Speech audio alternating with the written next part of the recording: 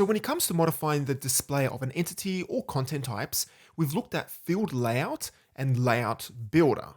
Now let's look at yet another module called Display Suite. So first, let's jump over to the Display Suite project page. So just Google Drupal Display Suite and then click on the first result. Now, Display Suite is a personal favorite of mine. I've been using it since Drupal 7 and I've used it on all of my Drupal 8 sites so far.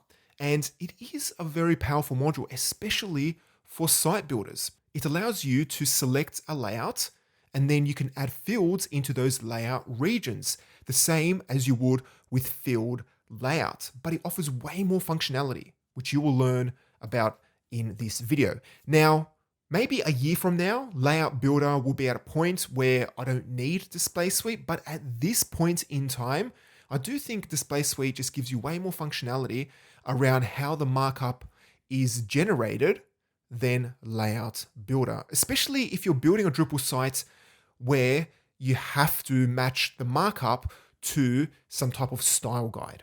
Now, the first thing we need to do, of course, is download the module. So jump over into your terminal and using Composer, type in Composer require Drupal/DS, not Display Suite, just DS.